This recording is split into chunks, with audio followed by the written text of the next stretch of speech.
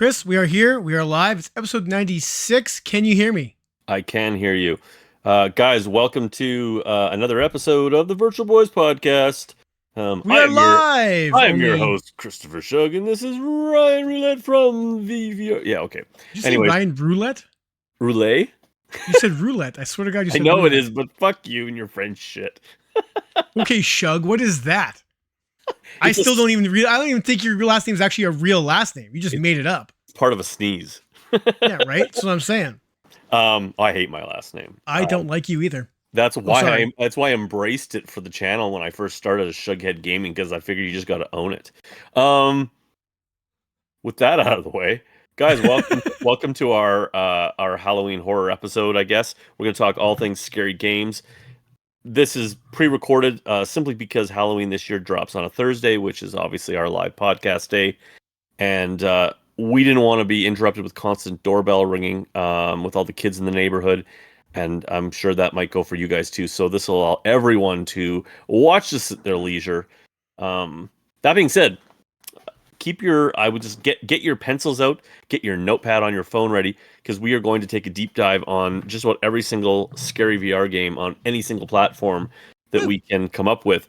And I absolutely guarantee you there will be at least a few games on here that you guys have not played. At least I hope. You don't know, but we don't forget. We remember everything over here. Sometimes. See, here's the thing. I can remember the game. I can tell you everything about the game. Except I sometimes will forget the game's title. I'm not good with titles. I'm not good with names. Like, I'm good with movie names. But I can't tell you a single actor. Like, the character. I can tell you the actor who played the... Oh yeah, no, I'm the same way. I'm the same way. I can tell you who produced the movie, and like it's ridiculous, but I can't. But I can watch an entire movie or TV series, and then not know anyone's name. Yeah, no, I'm the exact same. It was funny as if it's fine because I can keep track of movies, but if someone's like, "Wait, who are they talking about?" I'm like, I don't know. I think it's that guy, but I mean, I just know. I know everybody. I just don't know them by name. It's big head guy and big nose. Exactly. See, you're like me. I guess it depends on what you pay attention to. I've never been an attention to detail guy. Maybe that's why. Or as a movie buff, I'm spending so much time paying attention to like the scenery and the way it's shot and the music and just like how it makes me feel that I'm just not paying attention to the details. Like I've watched 8 seasons of Game of Thrones. I'm like, yeah, King guy. I think by season 6, I think there's only, is there 6 seasons? I don't remember. But I think like the second to last seasons were actually like started to like know who everybody was, but it took that long. Oh no, I'm just like, yep, the small Lannister guy, and then like the dragon girl, and yeah, that person with the headless thing going on. Anyways, yeah, the one that fucked the red dress girl. That's what I got. Anyway, I don't remember her name. I don't know. I don't know any of them. I'm like, she had nice boobs. I remember that. I'm just saying, I remember these things. So before we jump into it, just patrons, we love you. Thank you very much for supporting the channel through the ups and downs. And our YouTube subscribers. And them too. And of course. And then all of you guys who just watch and put up with us, whether it be through our reviews or for the Virtual Boys podcast. We just appreciate all the support, and we don't take it lightly. With that out of the way, a little bit of housekeeping, I guess. Let's just jump into it. We're gonna split these apart into categories of types of horror games. So for the babies in the brown pants out there, we got arcade horror. This is what I call it. So I look at this as like introductory horror games. So games that might be scary for some, might just be hilarious for others, but they're horror themed, I guess, if you will. Then we're gonna jump into like what I call like survival horror VR, and that would be games where you can kind of fight back. So your Resident Evils, if you will, as an example, where you have a gun and you're not just vulnerable. I feel like personally that takes the scare level down quite a bit, even though those games can be quite intense on their own. And then we're gonna get into like the real scary shit. And I usually call those like haunted house games. These are ones that are meant to horrify, meant to make you feel the dread. The ones you want to like run away from, but you can't because you're stuck in the VR headset. You can't look away. And then sprinkled in that, we're going to talk about the multiplayer horror games if you want to do these with friends because there's quite a collection of those, especially on the PC side of things, which brings a team-based kind of vibe to that. So, with that, Ryan, you can kick things off. Arcade horror. What are some of your favorites that come to mind? Arcade horror. Okay. You put me on the spot here now. I You can't need me even. to start? Yes, you start, please. Okay, so one of my first arcade horror games that I would say that was like my go-to for introducing people to not just VR, but like it was just I honestly refer to it as the perfect VR game, and that was Rush of Blood. I mean, we have Switchback now, and that has to be said in the same sentence now, which is the Oh yeah. sequel to that. I was disappointed with Switchback. I think most people who played Rush of Blood were slightly disappointed with it. It's better now. It's been patched. It's not the low res mess that it was. I don't think it has How as much dare pop you? in, but it just didn't hit the same way. I felt like the courses were more drawn out. So they had pacing issues. They tried to add in little puzzle elements, and I just thought it took away from the theme park ride because it was like a horror game mixed with a roller coaster, mixed with like a theme park and a shooter. And I know some people found it scary. I didn't find it scary, but it has moments. It has jump scares. And depending on what gets you, like for example, weirdly, my wife who loves horror games, or sorry, horror movies, she's actually kind of demented. Her thing is pig heads.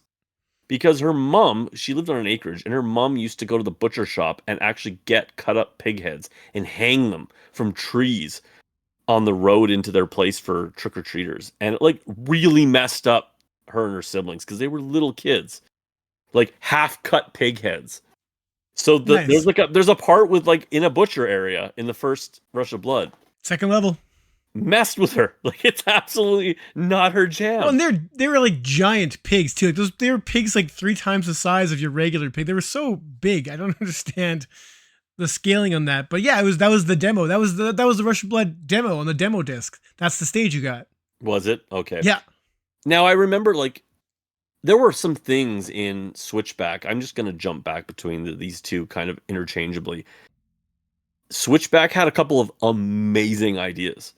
I mean, they used the eye tracking in what could arguably be one of the most innovative ways that you could possibly use eye tracking, especially in a horror game. They kind of took the whole vibe of like the nurses from the Silent Hill games and movies, and except they attached it to a blink mechanic. So like Mm. when you blinked, these like mannequins moved. And the more you freaked out, the more you tend to blink and they'd go bloop, bloop, bloop, bloop, bloop, right towards you. And that's like horror brilliance there. It just didn't have enough of those ideas. No, for sure. I didn't. I meant to dive back into Switchback after it got patched a bunch because when it came out, obviously it was kind of in a messy state to say the least. And I know they addressed a bunch of issues, and I know they also seem to have also moved on from that game because I think they patched it for a little bit, then stopped. They As did far a as I know. they did a like I think they did a hot patch right off the bat to fix a few bugs, and then they did a much longer there was a much longer time span there where they really took their time and dropped a proper patch, and that one up-resed like all the like just low res visuals because like I had said to you before, I really think Rush of Blood, or not Rush of Blood, rather Switchback. I'm gonna guess it was a PSVR 1 game that they were gonna do. I think that Mm. development at some point started on the PSVR 1 because it was low resolution. Like it felt like a PSVR 1 game. I mean, a lot of people are like, "Oh, it looks so bad," but that's only because we had our expectations had changed for like resolution already, and we were on a higher res display, so it just jumped out. They fixed a lot of that, I think. I haven't, yeah, like you said, I kind of jumped in briefly and I was like, oh, it's better. And then I just never played it again. But, Yeah, I should go back into that. I never beat it, and that is it's kind of tis the season, right? I it mean, really is. And I used to love putting people in that. Like my sister-in-law, like we always talk about certain experiences that I've had with VR with friends and family. And I put her into Rush of Blood back in the day. And she loves horror stuff. And she was so engaged. She was just sweating buckets. Her hands oh were yeah, shaking with the guns. I mean, she said it was still some of the most fun she's ever had. Yeah, And I'd that go back to Switchback. I really do kind of like I want to show off, PSVR again, and that is it's still despite its shortcomings, it's a roller coaster and a shooter and a horror game in VR. It still checks off the right boxes for a it quick really five does. minute dip. It really does. Yeah. I just don't, you know what? I don't show off the PSVR 2 like I did with the PSVR 1. Neither do And, I. and I don't know if I can really put my finger on why. Like, not really. I mean, yes, it doesn't have those introductory games. We've talked about that. Like, it didn't have the demo disc, so it didn't have all that stuff. It didn't have this. It doesn't have the super hots and stuff. The things that were easy to pick up. But honestly, I just don't. I just don't bring people up into the living room like I used to and be like, "You got to try this." No, Uh, it's because we did it, and like all of our friends were like, "Yeah, that's cool, but," and like 8 years later, we're like, "No, this time." like Like we kind of, like they don't want to come over because they know they're going to get yeah, VR right. The raped. VR guy's gonna harass them again. They just want to have a drink, and you're like, no, man, get sick in this, get sick in this. I have been putting them into mixed reality stuff because it's the Yep, new wow. agreed. And I've been showing off the mixed reality stuff on the Quest as well because it's flashy and it's quick, And and like most of the experiences are shallow. easy. It's easy. Yeah, It's, but it's more like the demo disc stuff. Like I yeah, could put them in. Like there's an ocean. That's not an ocean game. What the heck do they call it now? I don't even know what it's called now on the Quest. But it's like you can make your room into an aquarium, and you can place where all the windows are, and you can even take the whole ceiling and turn it into water.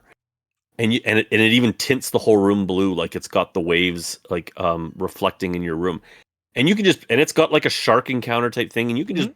just put it on people's headset. Just All look right. around. I'm going to segue this back to the conversation, but Yeah. speaking of mixed reality and horror games, but Drop Dead the Cabin. Yeah. Now it's not a mixed reality game, but there's a mixed reality mode in that. Me and you played that. It's survival horror. I mean, it's basically COD zombies, only Light. you're, It's yeah, COD yeah, yeah. Zombies light. It really is.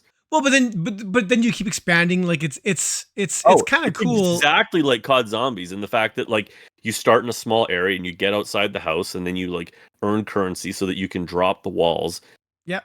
It's just, yeah, it's just more accessible. I guess you would say it's dumbed down for VR. I mean, maybe too much for my taste, but I haven't played that in a while We either. had fun. I mean, I know and I also, once again, I know since we played, I know they've also patched the game a ton to include different stuff, balancing issues and everything else. But when me and you played, we did have fun. We got pretty far that one time. And then we died at the end because we were overwhelmed. But as far as the arcade action goes, and like I said, the mixed reality stuff, turn your living room into a COD Zombies type experience. It's fun. It works. And obviously, I mean, it's better with other players. I mean, I think it supports 3 players if I remember correctly. And with these kind of games, even like After the Fall, same deal. Like it's best played with friends. By yourself, it's fine, but it's surviving with friends that really kind of makes these games kind of better than they are. Not saying it's bad, but multiplayer. Like I said, it's playing with friends and dying with friends and, oh my God, I'm down, like revive me, like just that Yes. chaos it just works. But it still fits that arcade horror vibe in the fact that it's more like theme parky scary Yep. than it is horror house Yep. like haunted house scary in the Most truest. visuals are questy, and we'll say that here. Yeah, So I think they're that's a big- cartoon. They are, but they're Yeah. actually also cartoony. They're not just questy. They're also goofy looking. I would say, like staying with something a little more recent and on the PSVR side, Happy Funland. Now, I had some issues with that when it launched. I know a lot of them have been patched. Like some of the jank's gone. Just some of the movement jank. I think if I remember correctly, the turning was too slow. They fixed that. The physics in the mini golf. Did I say that already? And just some of the physics and interactions and the whole thing, and have all been kind of fixed up. But that's another game where you can kind of just put someone in it and be like, just have a walk. Because you can just explore. It's got lots of jump scares. You know me. I was talking to you about this earlier. Like, if you have an inappropriate sense of humor, there's some real adult humor in here that is just funny. So it's not just kind of a haunted house walkthrough. It's also a comical game, which keeps it lighter. I mean, yeah, you'll have animatronic like minions that'll come at you almost Five Nights at Freddy's style, and you can kind of swing and fight back. But I mean, there's a parts where you walk through, and it's like almost like a little haunted house that you walk through, and it's like the whole theme is like these like animated squirrels telling kids not to do drugs, and they like literally there's like there's a squirrel on the floor with like X's in his eyes, and he's OD'd, and you can see a needle in his arm, and it's ridiculous. But I mean, there's rides you can take. Like you can go on and you can go on like the riverboat ride where you're shooting like puppets that are like on fire and like jumping at your face, and like it has some Rush of Blood type moments to it. It's just I think it's actually kind of a good all around fun little game to put somebody into. Like I said, there's like some theme park rides that you can take. It's it's a little janky, but it's not bad. Like if we were back in the PSVR 1 days, I would have put people in it. Mm-hmm. Well, I never played it. This was all your show there. Oh, you never played it? Nope. This was all you. I thought you actually revisited that on your own time. No, it's I not bad in the first place. Like I said in my review, and I still believe it, is I do feel like it's like one of those little VR gems that people are just gonna like they don't really necessarily think about, but it's just this obscure, almost cult hit that I don't think it ever took off, but it's neat, and I definitely think it really fits into that arcade horror kind of thing, and it's on the PSVR 2, so it's more recent, which is always nice. I mean, you played Hello Puppets. Speaking of games that I never played, would you consider that as an arcade horror? It's pretty entry level, right? It's definitely more suspense. Like it's definitely it's suspense horror puzzler. It really isn't arcadey in that regard. Like it is like solving puzzles, bypassing obstacles, under the guise that things might be chasing you, or isn't you it horror? Traps. Isn't it horror light? It's yeah. I mean, it definitely has that like comedy aspect to it. Like it's like the premise of the game, if you guys don't know, is that you basically you wake up, you're going after some like an old TV show, you go in like to find the studio, and then something happens at the beginning, and you wake up with a talking puppet on your arm. Yeah. So and this thing talks to you the whole game. So it's kind of like the guns in what was that Squanch games where the guns talk to you, not VR. Why am I I know, right? I shouldn't have did that to you. High on Life? High on Life. Only this puppet's talking to you, and she's, so as you're going through, your one hand's a puppet, it's looking at you and being like, dude, bro, like we should get out of here. And it's funny, but it's also kind of morbid. It gets weird. It's a good solid like kind of like that mix of comedy and horror, which we often don't really see a lot of in VR, more in movies and stuff. But it kind of it blended, and it looks really good. It's a PC only game, unfortunately, and I don't know if the studio, if it was a success or not, because I don't think I heard much from the studio since then. But it's funny. It's good. It just has it's movie tropes galore. Only there's a puppet on your hand that's talking to you. But it worked. I quite enjoyed it. It was silly and stupid, but fun. And yeah, I had a few scares. Well, I mean, when I think of that, for some reason I think of Sneaky Bears, which was like kind of like the one I think of was like a shooter, and it was the shooter, yeah, like the wave shooter. It was yeah. Why are you bringing that up? I don't even know why you're bringing that up. This is not. It was horror elements are in here. The bears coming towards you. That game was easy too. You shot plunger guns at them. Hey, I know. As I said, this is entry level arcade horror. Like, I mean, we don't know what the age group is. 5 apparently. So I'm just reading here. It sounds like Hello Puppets is actually a game series, and we got. Is there more than one? I believe so. Yeah. No, because the first game ended with you like escaping, basically. I don't know. I can't tell if it's VR or not. It seems like it's. I don't know. Good story. Yeah, I don't know. I'm reading here now. It doesn't actually clarify whether it just says it's a puppet horror adventure game series with 2 titles: Hello Puppets and Hello Puppets Midnight Show. Oh, I think that was DLC. Maybe I don't know.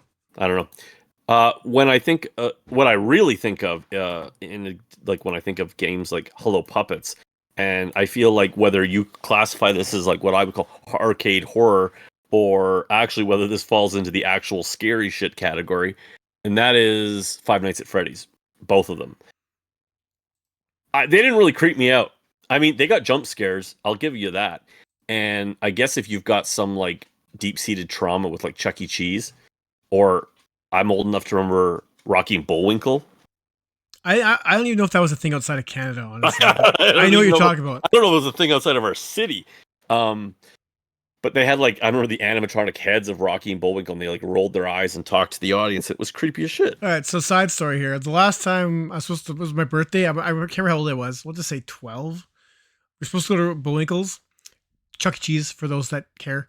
And it was packed. It was so packed we couldn't go. It was just like there's no point. Like the line to get in was like 4 hours long. It was just insane, whatever the heck it was, right? So it's like fine, we'll go somewhere else. We went somewhere else. It was lame. Next year it closed down. So my last opportunity to go to Bullwinkle's, I never got to go. It's crushing. Yeah, and Chuck E. Cheese sucks. That is not. Bullwinkle's was like pimping. Chuck E. Cheese was lame by comparison. I don't think like I have honestly have not been to a Chuck E. Cheese since I was a kid. Even though I have friends with kids, I have never gone to Chuck E. Cheese since like the 80s. And I don't think they have I really don't think they have the animatronic like creatures on stage. Like I really don't think that's a thing anymore. So I think it still is because every time they try to take the animatronics away, people freak out and then they apologize and keep them going. but like the new locations, are they putting them in there? I don't know. Look, I'm on the pedophile. I don't go to Chuck E. Cheese anymore, but like, I don't. I gotta think if I was a pedophile, there's gotta be an easier way to like just park outside an elementary school. Anyway, I feel like, I mean, look, when you're talking about arcade horror, I feel like you got to throw like Doom 3, Doom VFR, those kind of games in there too, because even though they're shooters, like I don't think that like they're not scaring a lot of people. Like no. they've got some gore and some violence in there, and it's demonic and hellish and stuff. So I feel like it meets the prerequisite requirements to be considered like horror-ish. But I really do feel like that's gotta be arcade horror at that point. I mean, it's I don't know. That's more shooter to me than horror myself. Like the end, you get go to hell and stuff, sure. But by that point, the rock music's pumping. It's not like it's suspense. It's not like some tense music. You got like two guns. You're just blowing everything away. Ooh, it's scary. I guess You may have lost the plot here on this one. Maybe Doom VFR. Good luck. Okay, I'm not even going to try to sell you on that one. I feel like I'm just looking at our list of games, and I feel like as far as like super accessible stuff, I mean, look, this is not an arcade horror title. Like this is like starting to get into really scary stuff, but I got to mention it because as far as like stuff that you can easily put somebody into and kind of freak them out, you got to mention The Kitchen. This is a deep cut for you. Can you even get that anymore? Probably only if you have the demo disc. For those of you who don't remember, The Kitchen was like a Resident Evil taster for Resident Evil 7. And this was before Resident Evil 7. It was more just like, here's what it's going to like look like. And it was honestly and arguably scarier than almost anything in Resident Evil 7. I have it was crazy. Scream with that title. You're literally, if you don't know, you're tied to a chair. And this guy comes in and just threatens to kill you. And then like this like demonic like exorcist type chick comes like crawling in the room on the ceiling, and then like it's perfect for VR because you're like, where'd she go? And then she just drops down in your face with her hands and is like all Medusa like, yeah. That's funny. You had The Kitchen in here, and I was like, "What the hell is The Kitchen?" I totally forgot. About Didn't even remember it. Yeah, that was like I used to just relish putting people into it and telling them nothing. Like, well, yeah, because it was Resident Evil 7, so like it looked legit. I mean, I mean, we'll get to the Resident Evils here pretty quick, but like it looked amazing. It was AAA VR. Yeah, but it was an experience. It was great, and that's like we've talked about this in earlier episodes. I do think VR is missing that. Mm-hmm. Mixed reality is filling that void a little bit because it's like we said, it's more easy to pick up accessible stuff. But those easy onboarding games, and anyways, The Kitchen was just like a great time to put people into. I enjoyed it more than they did every time. I feel like, so is there anything else you wanted to like throw into that grouping? I don't think so. I mean, they said we mentioned After the Fall, which once again, it's definitely more along the lines like with zombies and stuff, but it's more actiony. Like this genre for me doesn't really like. Doesn't really introduce scares. I mean, like I said, Five Nights at Freddy's is the closest we get here, Yeah, and it's that's still probably kind the of more like scariest. fun jump scary. And I will say, if I mean, it does have some pretty good scares, especially if you have younger ones like teenagers and stuff like that, even younger than that. Like it's pretty harmless, some of the mini games and stuff. Like it's just like when you have to like perform surgery on these animatronics, like take out their eyeball and like and if you do anything wrong, it's like operation where it just jumps at you and screams in Oh, VR. It's it is. cool. I would say, yeah, Five Nights at Freddy's is the king of jump scares. Probably out of any game on this list, going Mm. like as scary as you get. I mean, it's definitely the jump scare game. That's what it gets by. Creepy eyes and jump scares. And for And that, and on that same note, if jump scares don't do it for you, like myself, then the game it really kind of it doesn't it's not nearly as entertaining as being in as watching someone. Because for myself, like I said, it takes a lot to kind of get to me, and Five Nights isn't one to get to me. So you see the jump scares coming, you know they're coming, and some people that freaks them out. Other people, like myself, it's kind of like, all right, here, let's get this over with. Back to the game. I will throw one more game in this list, and I'll shoot it down. no, you won't, because I don't think you've played it. It's a pretty deep cut, and for those of you who are keeping track with your pen and pencils, this might be something you write down. This is actually a game that came from developer Stress Level Zero. I knew he was gonna pick this one. Did you? You know what I'm talking about? Duck or the duck hunt, duck season. It's Duck Season, and it's like a narrative based. It almost in some ways kind of follows a similar kind of like flow as the Pixel Ripped games, in the fact that it kind of jumps between like real world situations and then into video game moments. But it basically is it's a PC only game, and it's narrative based. And essentially the idea is that you're in the 80s playing like Duck Hunt, and I think it's called Duck Season. And then the dog from the game starts to haunt you. Like he gets tired of your shit. And teasing him with collecting ducks. So like he just starts to haunt you, and he comes after you in the real world. And it's got some genuine scares in it as well, but it's also just like ridiculous. The whole premise that they've turned Duck Hunt into a horror game, and I mean it actually has duck hunting segments in it too. But it's a good time in VR. And It's like on I said, sale right now on Steam for I don't know if I finished $12 it, US. and I don't think I finished that sentence. Stress Level Zero. These are the guys who did Boneworks and Bone Lab. This is what they did first. This is their first VR game, I believe. I wonder what they're doing now. It's been a long time since Bone Lab, and I don't think they've been patching it or anything. It's been a minute. I mean, they could be working on a new Bone Lab. I If don't they're know. doing something cool. That'd be I exciting. mean, yeah. I mean, fun little fact that you may or may not know is that they originally approached Valve to do a new VR Half-Life game, and they were shut down. And like, if you ever played Boneworks, I don't know if Bone Lab had it, but the crowbar, the red crowbar in there, is kind of a bit of a shot against against the studio. And it's funny that Half-Life Alex has like no melee in it, right? Can you say melee for me again, please? Melee. Melee. Melee. I know I said it weird, but I was like, I'm just gonna go with it. No one will notice. You know, yeah. we've bitched about that before. The fact that Half-Life Alex, which actually I was going to put on this list, but the fact there's no melee in that game.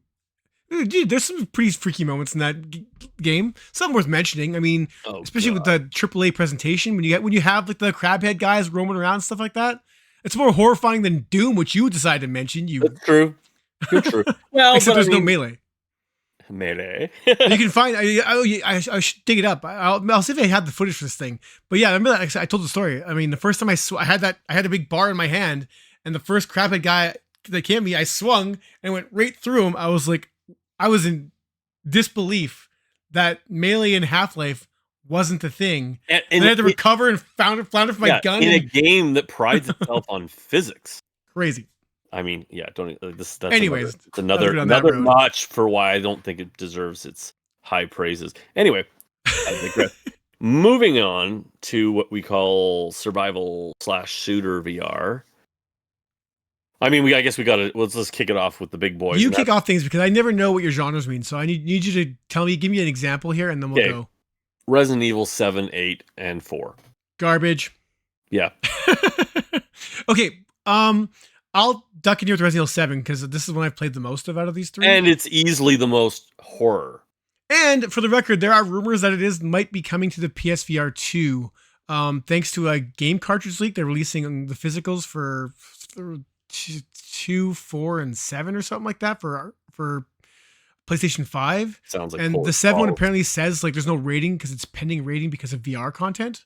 But that could just be a placeholder thing or something stupid. No one knows for sure, but it's out there as a potential rumor. And if anyone would do it, honestly, like as far as porting, like Resident Evil 7, it makes so much sense. It makes a lot of sense. Yeah. It makes so much sense. And Capcom clearly is invested in this, even if Sony is funding it, partly or otherwise. Like Resident Evil 7 just makes sense just because of 4 and 8 already being on there and being arguably the best experiences you can get for that headset. Porting 7 and giving you the full VR controls would be amazing. Hopefully they do that. They kind of have to, I guess. But because it was DS4 only, wasn't it? It was DS4 only. Yeah, it was, and that's where it would put some extra work in there, because I would imagine if they port it, they got to do the controls with two-handed.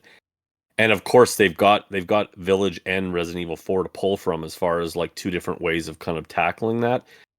But it obviously would require a bit of work on there, and I don't know. I hope so. Look, I hope so. But I remember hearing like how many active players actually played Resident Evil 8 in VR. It was like 250,000. That's great. That's not great. But that's still pretty big. I mean, it is. Considering that was a launch game, and that there's only 2 million heads, that's more than 10% of the current PSVR 2 player base. But and like I said, I don't know if that's good enough for Sony and Capcom to put the money in. That being said, I really hope it does. And so back to 7 though. Here's the thing, like, without getting too big into the Resident Evil games, like I know some people, you either 7's one of your favorites or it's one of your least favorites. I mean, not counting Resident Evil 6. We don't talk about Resident Evil 6. But as far as like 4 and 5, which leaned more into the action side of things, from like 1 and 2, which were more horror, 3 kind of was like the in-between 2 and 4. And then 6 was a dumpster fire, and 7 was a return to the horror roots. You don't even mention Code Veronica? How dare you? How dare you? But like 7 was definitely like, it was also a real change for direction in the fact not only did it go first person, but it was like this southern like horror, like just grimy, dirty, like Devil's Rejects type stuff. You were more scared about getting raped in the cellar than you were like running into zombies, at least for the first half. Yeah, and that's why, I mean, that's I have a problem with the Resident Evil genre just because of that. Like, I'm a zombie guy. I love traditional zombies. I love the roots of Resident Evil 1, 2, Nemesis, and Code Veronica to some extent.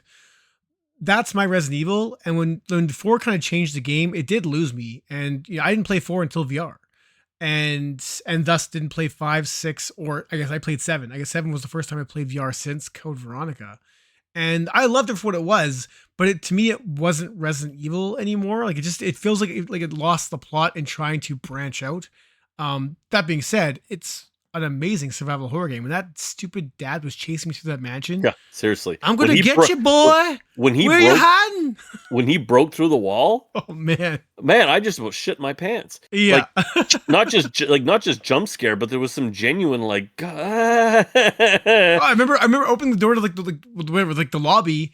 And I opened the door and he's like, "There you are, I see ya." And I was like, "Oh, close the door." And I turned the other direction. I was like, "All right, how do I get around this guy? Because he is freaking me out. You can't kill him. You can just, all he is an ammo sponge." So yeah, no, I hated that guy. Man, killing that guy was so satisfying. I don't like being stalked in VR. It is the one thing. It is my one thing that it makes me really uncomfortable. We're going to get into it a lot when we get into the more scary games, but it is the only thing that gets me. I don't like being stalked. I mean, Alien Isolation I had it written in the list here, and I know that you can only play that with mod support, but it's easy to mod, and it's brilliant modded. And it's the same thing. Like, you can't really fight back. You get a flamethrower at one point. So I don't even know where that falls. It's almost into the more scary side of things because like it makes me extremely uncomfortable. I'm a huge Alien fan and I cannot play Alien Isolation in VR or flat for very long. I don't like being stalked. I don't like it.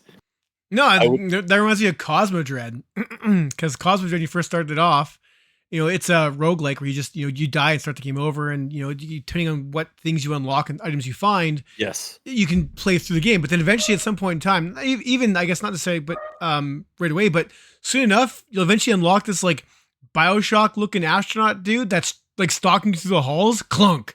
Clunk's walking after you. yeah, Oh, God. I think yeah. I hate the fact you can't kill him. I hate like all you just run and flee, and then if you pick the wrong corner, it's just like yeah, it's Alien Isolation. Yeah, Like yeah. like they really channeled Alien Isolation with that regard. And Cosmodread makes my list for this. Like I would consider it survival shooter VR, for sure. And it's like I mean it has an amazing atmosphere. Like again, I don't get scared too much, but there were some times that I was like I felt genuinely creeped out. The atmosphere in that game is pretty heavy. Like you can hear like the hum of the station, and you can hear things just like just things that are wet, yeah, just slurping and away. And again, like a lot of the enemies like follow you. Yep. Not only that, but they also like sneak out of shadows and stuff. So like, I mean, like Cosmo Dread is almost. I would say it's arguably scarier than any of the Resident Evil games for me personally. I just thought like because its entire atmosphere, like there's no ebb and flow for the most part. It like Resident Evil 7, 4, and 8, or 8 and 4 have a little bit more. There are moments of like well, because they also get ridiculous, right? There's like it's that RE4 ridiculousness, which like it's the president's daughter. Wait, what? But you can like in like especially in 4 and 8, you can be like just in the most intense horrific moments of like running away from like say like in 8 there where you're running away from like the sisters and or the queen bee there, whatever her name is, the big titted woman, where she's like chasing you through the house and you're just like it's just you're just intensity, and then all of a sudden you like walk into a room and it's like all of a sudden it's like look what I have on offer. It's like, and the music's just like doo, doo, doo, doo, doo. It's all calming. I think something that's worth mentioning in VR, and something that it is weird, is that when you're getting chased in VR, it is the worst because in traditional games, like even if it's first person, like you're not there, or if it's third person action, you can see like Nemesis running behind you. I'm dating myself here, but like you can in VR when you can look behind you and see what's chasing you. And knowing that looking behind you is actually going to screw up where you're running because that's how it would be in real life.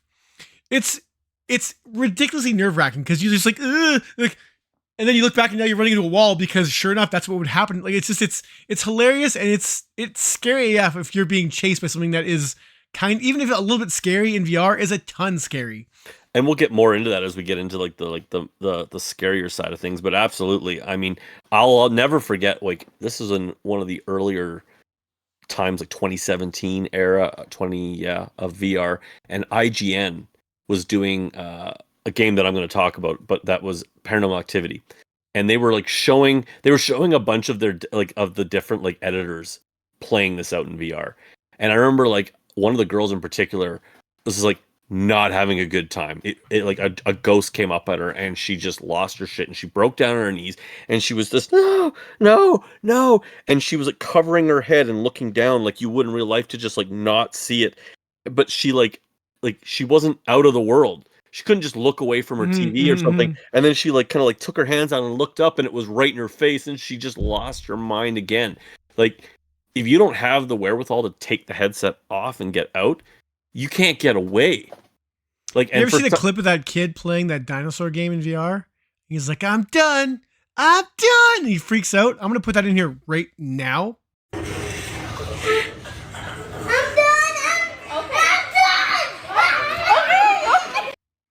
Just so everyone can see that video because it's hilarious. But anyways, so we were just talking about the just bringing us back a little bit to the the survival shooter horror type games. We were talking about like 7 Cosmodread. Yes. And then I was going to say, but Cosmodread's major inspiration besides Dread Halls from the same developer was the Persistence. Yeah. And that was the game I was gonna bring up next because it was awesome. It was, I wouldn't say AAA, but it was like so close to AAA. Like it was a solid looking game. Hmm. PSVR 1. It was released on flat as well. I even Switch got it and stuff like that. Sony bought the studio Fire Sprite. and Firesprite, and they made the ones that made Horizon. But how is that not on PSVR 2? Like it would look great. It would be awesome. Sony owns the studio. The studio's not doing much now. I mean, they got, apparently Twisted Metal got totally shut down. Like, this is the same complaint. It's like, why isn't Sony porting over their old classics? But this is one of them, and they own the studio, and like it's a VR studio. Like, the persistence is amazing. It's only 5 stages, but It's like 5 levels you have to go 5 through. levels of a ship, exactly. But at an amazing game loop, which Cosmos Dread definitely kind of borrowed a lot from. Oh, yeah. In the fact that you're out there getting crafting materials in order, and there's different crafting machines. So that's a little bit different than Cosmos Dread, because it was procedurally generated each time you died, and so you would like want to figure out, and it was part of luck of the draw, where certain crafting machines were, like whether you needed to craft a weapon or a consumable or whatever it might be. And I love that game. Actually, when I got PC VR, I played it through again on PC. Unfortunately, PC VR was still only controller based and head aiming, right? Which dates it a little bit, because that's like Resident Evil 7. So it's the same problem. Is if they brought it over. I mean, I feel like now they'd really have to do two-handed controls, and maybe that's just not worth their. I think personally they should do a remastered version and bring it over to PSVR 2. I think it would. Oh yeah, it would. I think it'll like make waves. I know they brought it over to Switch. Like it went flat. Oh, it's flat. It's flat on PS, because I think the PS5 has like PS5 or PS4 has like the deluxe edition or the enhanced edition, but that only came to the flat version of the game, not the VR version. And they could honestly, like, with the exception of the controls, they could bring the PC version almost over to the PSVR 2, because like it had better resolution, which was really all it brought from the PSVR 2, is they just cranked up the resolution, which you could boost even more with super sampling. And then the one thing the PC version had is you could turn on additional lighting effects. Like you could actually turn on ambient occlusion if your PC could run it, which made everything just like all like shiny and reflective and just better lighting and shadows. And so that was pretty cool. I really enjoyed playing that game again. I love that game. And Cosmo Dread scratched the same itch. I loved that game too. I almost liked it as much, even though Cosmo Dread feels indie compared to Persistence, for sure. Yeah, for sure. I would say it's scarier, arguably. I don't know. I feel like we kind of like rushed past the Resident Evil games, but I don't know if there's much else to say there. I guess what I was saying was 7 was definitely more of the horror game. Yes. There was less combat, and it was more horror all the way through. I know a lot of people who loved the first 2 Resident Evil games celebrated the return to horror. I personally love Resident Evil 4. I think it's one of the greatest games ever made, especially how its pacing of shooter and exploration and ammo conservation and all that stuff. Village felt like the sequel to 4, so I loved Village. So Village to me was a better game than 7. It just was. I don't really think that. I personally don't think 7's much scarier than 8, although it had those moments especially in the first half. But then again, so did 8. Like, I mean, the girls chasing you through the house and everything, they had some similar beats to that. And then the obviously the remaster of Resident Evil 4, which I just absolutely loved. And of course, even if you're playing 4 on the Quest, man. I mean, I was just about to say, and there's the Quest version too, right? And it's still, like I said, you're playing the GameCube version of the game, but it's been VRified. It's still fun to play through, and it still has, the horror elements. Like I said, it's the GameCube version. It doesn't look quite as scary, but it still checks off all the same boxes. And it had even on the Quest version, they did use higher res assets because yes. You could get right up to them and look at them, and they said they didn't hold up. So I mean, they're great games. I mean, they're not something you can just throw a friend in, like, because they can be pretty intense, and there's like and there's like a lot of controls to learn. But they're awesome. I mean, their system, their reasons to own a PSVR 2. Yeah, for sure. like, for 4 and Village. I mean, I guess the other game I wanted to mention that is again kind of a deep cut at this point on the Quest. It came out on the Quest 1 and then also on it hit PC as well. It was a game, it was an Oculus Studio game, and that was Lies Beneath. Now, I don't know if you ever played Lies Beneath, but you really should. I have It's not. it's Resident Evil-y, because it is a shooter. It's not as deep a game, but it's almost got a graphic novel look to it. It's got a lot of black and Right. white Yep. with like splashes of color the way it uses it. It uses color to like with like warm fire and candlelight, and like really uses reds and stuff. And it's a good game that definitely goes arguably more horror than even like the Resident Evil games do, but it's just a really good playthrough, and they're not easy. And I cannot stress enough that if you have access to a Quest or PC and you love the Resident Evil games and you want more of that kind of pacing, especially of like 4, you need to check out Lies Beneath. I mean, it was my number one best Quest game almost up until Quest 2. Actually, up until Quest 2, I think. Like, because for the longest time, it was like there wasn't even a lot of competition on Quest 1. It was just one of its best games. Mm-hmm. And it had a budget attached to it. So I really can't recommend that enough. Um, what else would make your list, I guess, of that? I'm trying to think as far as like kind of like survival horror ones. Like I Okay, mean, I do most have one. I do have one, and it's a newer title. sure go. And that would be Into the Radius. Now, that depends on what you consider scary, again, but the game has a creepy atmosphere that never lets up. No, that's for You're sure.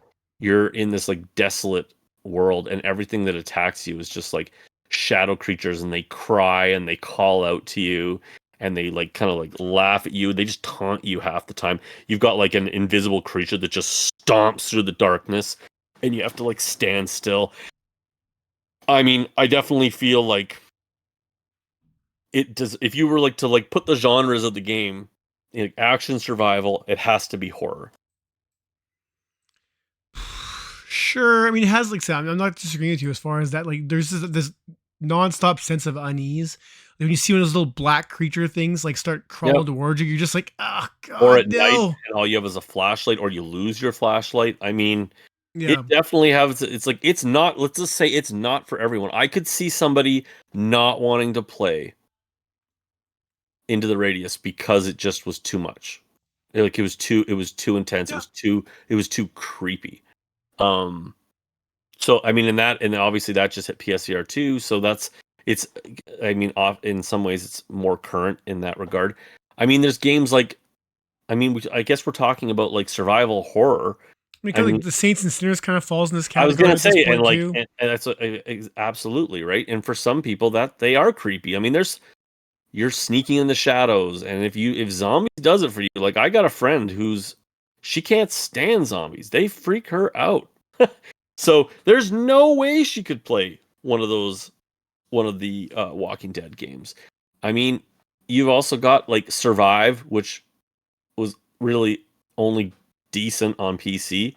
Um, and that's also multiplayer. You've got games like After the Fall, Arizona Sunshine, the Definitely new much more action the focused, new but Alien Rogue Incursion. we don't know what's going to be yet. I know. Well, did you see there was new footage that showed up a couple days ago? IGN had it, No, I'm and done looking at footage, man. I can't. I can't. This is. I just let me play it. I'm sick okay, of well, this they did show drip a lot. feed and nonsense. Well, I mean, I don't want to go too deep into this, but they did show. They did say. What did they say? They said it was. I wanted to say they said it was somewhere between 7 and 10 hours for the campaign. I was like, oh, that's good. So it's 3, but it's like it's not light. And they actually there's one point where it shows you interacting with like a monitor, and it zooms out and you can see the map of the facility, and it's not a small game. I was like, okay, good. Like, and they push the narrative a lot more. Like it definitely like it doesn't sound like it's just gonna be like a flash in the pan game. I hope they pull it off. I am more optimistic about seeing that side of things. I want to go back to. I mean, Saints and Sinners has been talked about to death. It's a. Everyone knows it's great. Both 1 and 2 Retribution got patched a lot. But I think as far as actually the horror elements go, like Saints and Sinners had its moments, but I think some of the stuff in Onslaught, the other Walking Dead game, kind of worked as well. Like when you're, frantically trying to do those levels where you're being chased by the horde and having to rummage through those things. I kind of thought once again that being stalked by the horde thing kind of added that extra layer of horror to it that kind of made it like fun but scary. If you got caught in the wrong building and you knew your time was running out. I don't know. I'm kind of just thinking about it now. I replayed it recently, like in the last few months, You're and and that's not my take. I know, but it's not. That's not my takeaway. Right. I felt I could be wrong. It gave me anxiety because there is that impending like go go go go go. Like I felt like I was in like, oh, this is gonna date me like supermarket sweep, where I was like, get it all before the time runs out. That always made that part of the game always made me feel like it was just like they just threw it in there because they're like, oh my god, Saints and Sinners has the scavenging, the has scavenging. We better throw it in there. I would say a more recent game, speaking of Resident Evils, would be Propagation Paradise Hotel.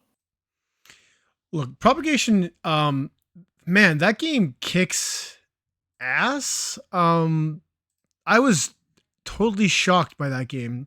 It's available for Quest. It's available on Quest, PC or PSVR, and the Quest version is no slouch. It is so comparable to the PC and PSVR versions. It's surprising. It's kind of one of those like best looking Quest games that doesn't get mentioned because it looks shockingly good. It's on it. It kind of felt like old school Resident Evil in some ways. Like some of the puzzles you have to solve are a bit weird. As you stalk through, you just stay in a hotel. You're literally just in a hotel. You go over a couple floors.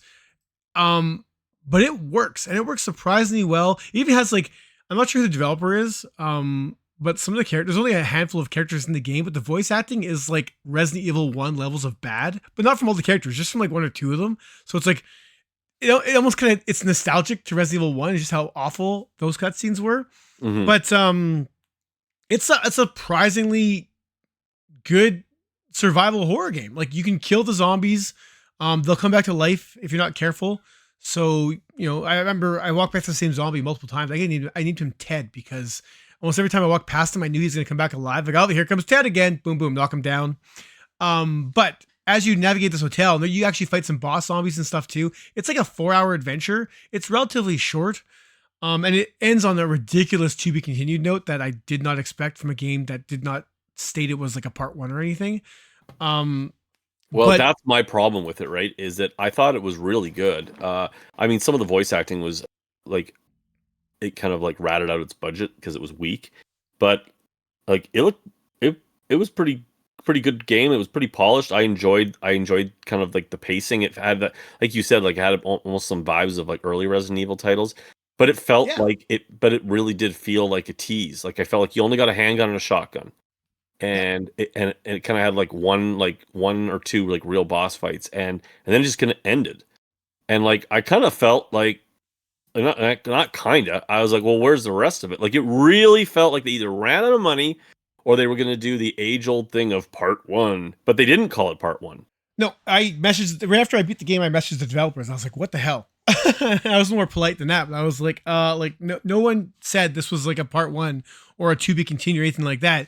And the plot of the story is basically you play as a woman in a hotel and you're out to find your twin sister, I think, or at least your sister who's also stuck in a hotel. And by the end of the first game, spoiler alert, you don't find her because that's for the next chapter. And it was like the game never once hinted that it was going to be more than one. So it definitely left me it just wanting ends. More.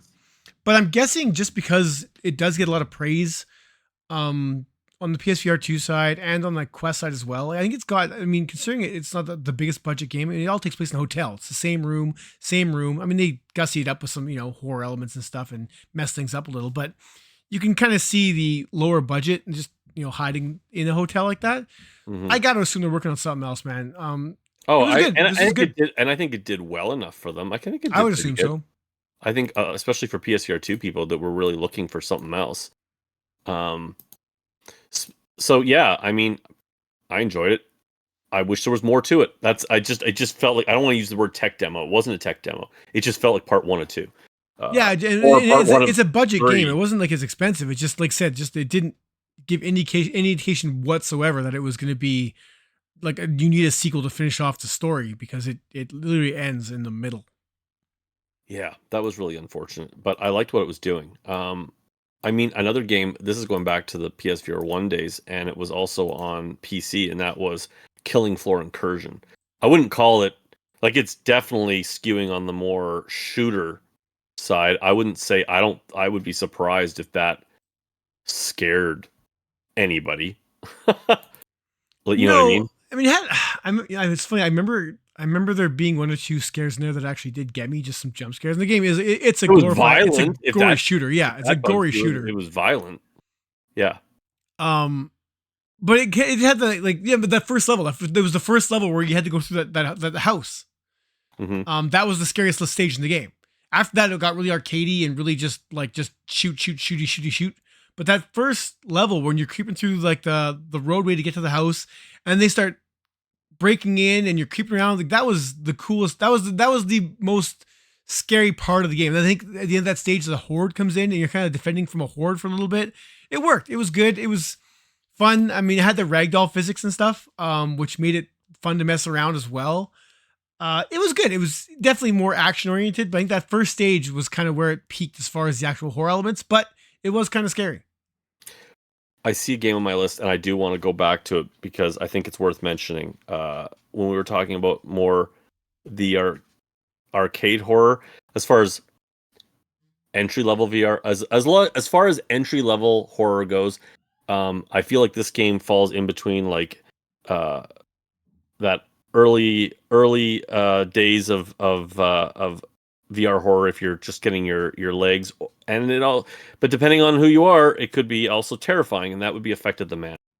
I don't know if you would consider that into our scary shit category or if that would be more our arcade horror. I mean, Oh, it's definitely no, it's not arcade horror because there's the only thing you're doing is walking through the mansion. There's I know, literally I nothing just, else going but it on. was so haunted housey to me, like, Oh, and totally. That's that what it I was. almost, So, I guess it depends on who you are.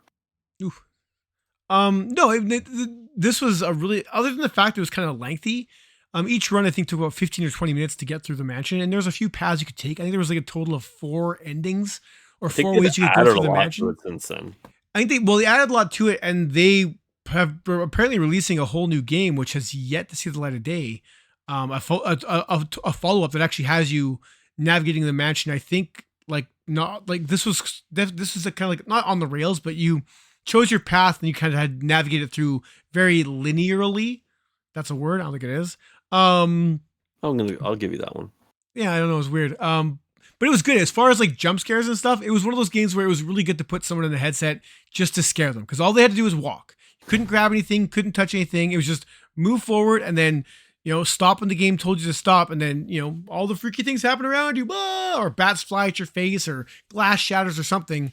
But it was a really good, like it was a haunted house simulator, um, and, and it worked well. Like I it's guess you available on every sold me. headset. It's kind of sits there with Kitchen in the fact that it was a good game to put someone in. You didn't have to explain controls to them. Mm-mm. It was kind of just like you said, you walked. So it was a little more interactivity than Kitchen. Like you didn't just sit there, but it didn't require a lot of gaming from the user, which is big. I mean, that's why Rush of Blood worked so well and Switchback, because it was kind of like sit here, you get two guns, just shoot them, you do this to reload. That was about all you had to do in order to like get someone going. Mm. And I guess like, oh, the other game I wanted to add to the shooter survival, and this is definitely skewing to the survival side of things, would be the Forest. I don't know if you've ever played the Forest. I played No, it I've in only VR. ever seen the forest. I played it in VR and flat, and it's. I mean, it's totally a crafting survival game. I mean, if you guys have played, Green Hell, for example, it definitely plays in that ballpark. But there's like you're on an island with a bunch of cannibals, and some of them can be like pretty horrific, like they came out of something from The Thing.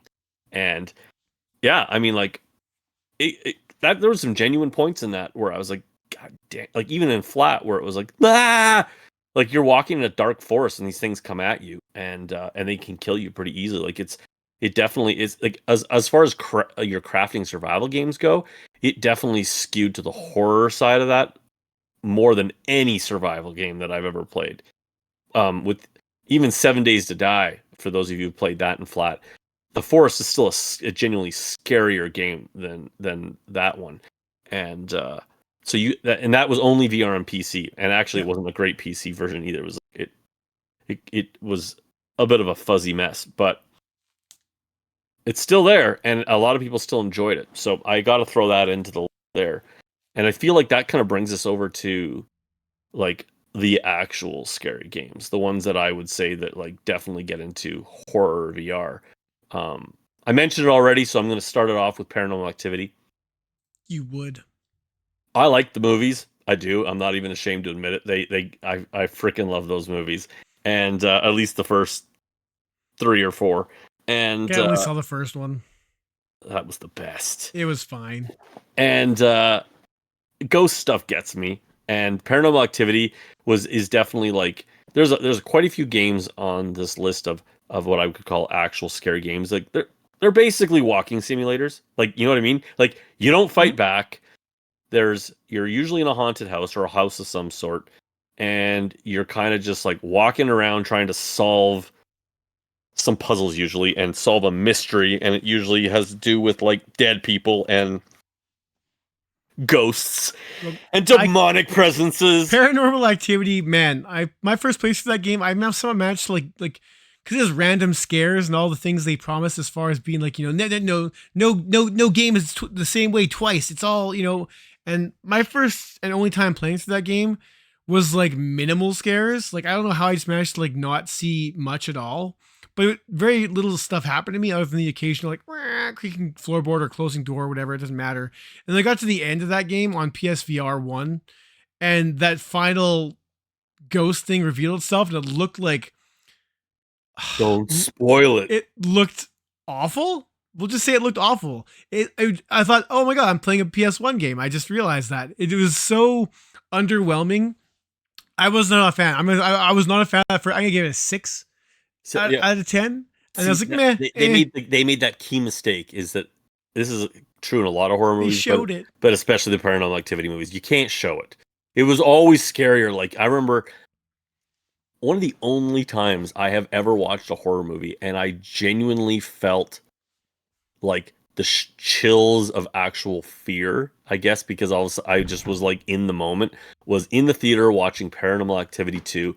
And there's this one part where the demonic force just like has had enough, and it grabs the mom and it yanks her down the stairs from the second floor of the house, and like yanks her down to the basement door, and just yanks her down the basement and slams the door. And the way they did it, it just felt so angry and intentional, and it just got to me. But you don't show. Like, the most you do is throw people around. And it got, the paranormal movies were always good because it was all about the sound design. Hear this there was like a weight to the sound mixture. Like, you could just, I can't even explain it. You could just hear like almost like a low hum to the world. Like there was a presence in the house. I felt like the game did an okay job of replicating that. But all I remember is the horrible controls in the Tier 1. Like, I could barely play that game. You could barely move. It was horrible. And the tracking was bad. I mean, if you guys are going to go revisit that, for the love of God, play it on PC. At least it's like looks okay on that one. I know the PSVR version got some patches. It's better, but the PSVR version, I had no problem with the visuals honestly until that final whatever. You never showed. I mean, look, even on the PSVR 1, there's way better examples of the haunted house genre. And like look at our list here, like, you've played more of these than I have, because I don't like walking simulators and I don't like puzzle games. And Paranormal Activity is on the Quest. I wonder how that looks like. You're like Pornormal? I'm like, that's a totally different movie. I think they did port it to Quest. I never played it. It's a Quest 1. It's Quest 1 games. I can't see that looking good. No. I mean, the controls might be better, but that's about it. So another game on this list that was a PSVR 1 game came out right around the same time too, so I remembered it at the same time, was Don't Knock Twice. I liked Don't Knock Twice. I thought it was a really good, actually really good. I thought it was an all right, locked in a mansion, trying to, this ghost is stalking you, go from room to room, solve the puzzles. I don't remember the story at all. I think I I don't remember I the story. I don't remember it a lot. I didn't play a lot of it. I know that Brian from Parole liked it. I remember that because he's a horror guy, like horror games, and I just didn't want to walk around a house solving puzzles. I just didn't care. I'm like, do I have a gun? No, I don't care. I mean, I know that makes me sound like just like a Neanderthal, like a knuckle dragger, like must have gun, must shoot things. No, I get it. I honestly I get it because actually, I mean, it will come to this, I guess. But some of the horror games, there's a fine line between action and just when it's just a walking simulator, and I know I can't defend myself. It also becomes not scary because now I know I'm just this helpless being. Like I can't. If something comes at me, I can't do anything, and that For a also lot of removes people, that. that would make it scarier because No, you because yeah, can't for defend me, yourself. it's for me, it's the idea that I could barely defend myself. What's the idea where like can you escape? Can you hide? Like do you have defenses? Like even just hiding, even hiding is a defense.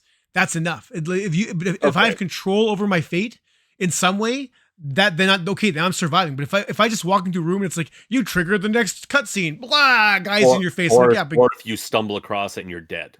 Like if you see it, you're dead. I actually get what you're saying. I think that's a really good point. That if like I hate those types of games, like there's that series I think it's called Outlast or something on flat games, and for mm, the life of me I don't know why it's not in VR, but it's like the whole point is like you see it and you run. yeah. Well, And the Intruders is one of those deep cut ones that for PSVR one and PC as well. You play as a kid. It's actually a messed up game. You play as a kid, and these three people break into your house.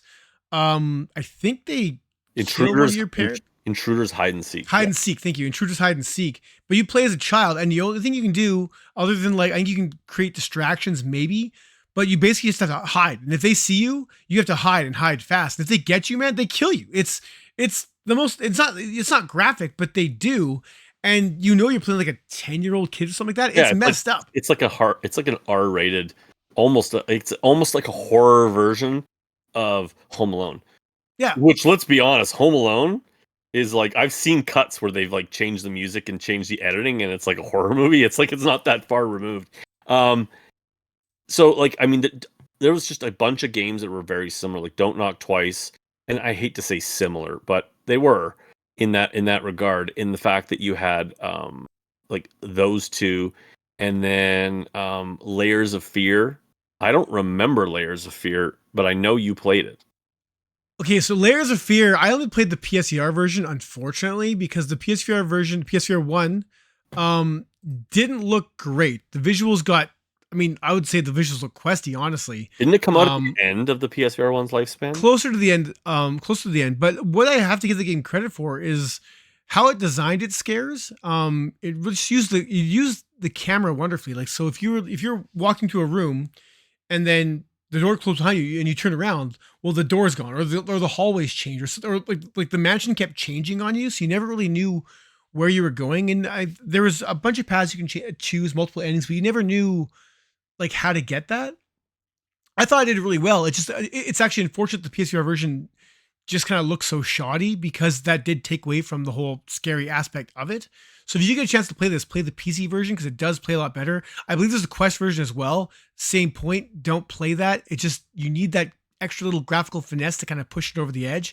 But how it designed its scares and just that suspense factor, I haven't seen in a game since. And I know they announced Layers of Fears Oh, really? for the PS5, but they never and it was coming from who's developed Detached. Uh It's gonna bother me. oh, really? Yeah, that's actually I used to know their name. No, I Really? do. They're doing a flat game, hey? Well, it was announced for PS5, and they hired a VR studio to help develop it, but it was only ever announced flat. It was never And announced officially. Yeah, Anshar Studios, and so it was actually I thought for sure 100% that it was gonna get the VR treatment. I don't even know where that game went. Game was announced years ago. Um, and I'm just if they release that for PS5, or hopefully it's oh, it says Layers of Fear 2023. But Layers maybe of it's come and gone. Nope, not out yet. It's not out yet. You know, two more games though that like again I feel like kind of start to fit in that category of like we're walking around a haunted house and we're trying to either solve a mystery or usually solving a mystery. of one way or the other, would be Wraith the Oblivion and also Home Sweet Home Part 1. And the reason those two, I thought of them together when I was writing down my list, was that similar to what you were saying, both of them were memorable because there were moments where you had to run away from something and hide in a locker. And it always stood out at me like hiding in lockers is an amazing VR moment. I don't care what game does it, even if it's like Espire 1 or 2, where you got to like get at a locker and close the door, and you feel that enclosed claustrophobia of being in it, and you can see through the grates. And like, Mhm, and if there's mhm. something walking by you, and I remember like in Home Sweet 1, like that was like her like the one of the great moments with that like almost like uh Japanese inspired horror Yeah, creature. yeah, yeah. And The she Rain like and Girl. she, yeah, right, like looked like it was ripped from The Grudge, and she'd like look inside the grates to like, and you didn't know if she'd necessarily seen you go in there or not. And I know like Wraith the Oblivion had similar moments, and like that is like that to me, that's just like great VR when they have those moments. Home Sweet Home was another one of those games. At least they called it Part 1, but it was like Propagation, where it was like, I mean, some people liked it more than others. I feel like it showed its budget a little bit. They did make a Part 2, but it was flat only, and I think Yeah. they went actually a pretty different direction with it. But it like it did horror well. Like you're walking in like this abandoned hospital with a flashlight, and this chick's after you. Every so often, like it definitely had its moments. Wraith the Oblivion was really good with like the way it used like the flashlight and the cameras and Mhm. night vision and things like that. I mean, these games were both games, but I think Wraith the Oblivion at least was a complete experience. Yeah, it definitely was, and like I said, it was that game was so hard, man, and like kind of unfair at some points of time. I thought, at least when I Yeah, some played of the it. stealth stuff was really hard. But it looked good, and it's actually it's in the same universe as the Vampire the Masquerade. Not that it's part of this conversation, but it's all part of the World of Darkness, I think is what it's called. And definitely had its moments. If you get a chance to play this, I would definitely say play it on PC. A PSVR version looked okay as well, but just stick with PC. I think it's the safest bet. It looked the best by far. But you had to basically evade these ghouls, and the ghouls were creepy. I mean, the first one was like this moaning, wailing, typical chick. The next one was like this super tall, lanky guy walking around, and you had to Yeah, I avoid remember them or that find one. the way around. It was cool. It was a cool game. And it's from Vertigo Games as well. Like, I mean, but like that, like you talk about that big guy coming at you, and that was like one of those moments, like he stalked you, like, Yeah, and it was very hard to get away from him. Uh, I died a lot on that. It tested my patience because yeah, sometimes like it would set you back a little bit further. And like I said, Wraith the Oblivion, I mean, it's a bit of a walking simulator. Like it's not combat based. You're kind of it's like a murder mystery kind of with like, and it jumps back and forth in time. It's good. It's very good. Like if you like these games we're talking about, like this grouping of games of like these haunted house kind of walking around exploring and just like living in like a sense of kind of dread the whole time, you're gonna like that game. hmm Another game that I mentioned, you thought you were like, well, is that even horror? But Transference, I feel like it's another kind of like you're in a hotel, you're in an apartment building going to get up and down solving this puzzle. It's got a lot of psychological horror in, even though I yeah. I wouldn't say definitely it's go the lens scary. It had a high budget too, which is worth mentioning for people who are looking for from the higher end VR. studio founded by Elijah Wood. Remember that Yeah, stupid trailer? yeah, I do. I do. And like, I mean, it's not a comfortable game to play. It's a creepy game. It's a weird game. I would say that like if someone asked me to explain it, I'd be like, yeah, I mean, it's a horror game with puzzles. And I mean, it really is. I mean, horror is so subjective. So it guess it depends. Like I really don't like psychological horror. I don't like anything that makes me feel uneasy in my brain, that makes me feel like yeah, like anxious, right? Yeah, I Whereas get it. you could like kill 100 people in front of me the most grotesque way, and I'd be like, like I'm messed up like that. Don't kill a dog. Do not kill the dog, though. That's fine. The dog probably had it coming. It probably crapped in the kitchen or something. Um, so there's that. I don't know if you have much else to say about Transference. I just wanted to mention it because I feel like it's something that probably gets missed. There's paper. It was a cerebral tale for sure. Like it was a 3 hour story. It's relatively short. It definitely skews more weird. Yep. But it is worth playing. I enjoyed it for what it was. I don't know if it's available on anything besides PSVR. Is it on PC? Yeah, it was on PC. Okay, good. So you can still play it then, because no one's playing PSVR 1. Now, what about Paper Dolls? Is that the one with the weird controls where you had to like do the triggers like left and right in order to like pull yourself forward? It might be, but Paper Doll. I have to look it up. Sorry, because I don't want to. I don't want to bash the wrong game here. All right, I believe Paper Dolls is the one. Yeah. Actually, know what it was. I remember the dolls. Okay, good. It was the dolls. Yeah. Left foot L, right foot R, left Oh foot my L, God. right foot R. And it was dark. Remember, it was too dark. It was really dark. It was really dark. Even with like a light source. I think they changed that. But again, like I think that's on PSVR 1 only. You'd have to go back to that. I want to say it's on PC as well. I remember I was talking with the devs for that one, and I remember I was like, this is unplayable. And I think I was maybe the first guy to actually play the patch controls, and the patch controls didn't really fix the issue. Instead of going LR, it was like I think it was click turning only, and you could only move forward slowly, and you couldn't turn. Yeah, I remember they were like they thought they had this great movement system, and they just like refused to let it go. Speaking of games, again, it's sticking with this kind of. It's on Steam, by the way. Is it okay? Well, now you say it, I remember that. Speaking of these, like again, the kind of haunted house games. Another game that was, just didn't knock it out of the park was Awake In. That was on PC. Do you remember that game with the wheelchair? The wheelchair. And man, I should have footage. I don't. It had so much promise. Like it had great atmosphere. Good. It had a cool story to it. And even the mechanics, because initially the wheelchair, I think, was just you had to do it by hand, and then you quickly got the joysticks. You could use your thumbstick if you want to so it acted like a electronic wheelchair. Yeah. But the jank factor on that thing just ruined it. Oh, it was brutal. Like I just remember like and it was very but the aesthetics of the world, like had some BioShock influences with some of like the way they brought some technology into the into like some of the puzzles, and it was pretty creepy.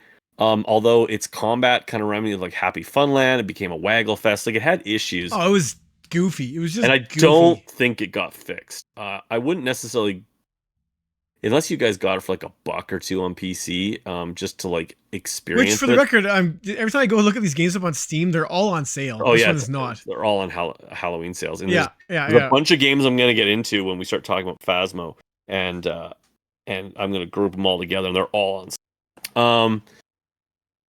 I want to. Okay, so Overdark. There's a sequel coming this year, apparently.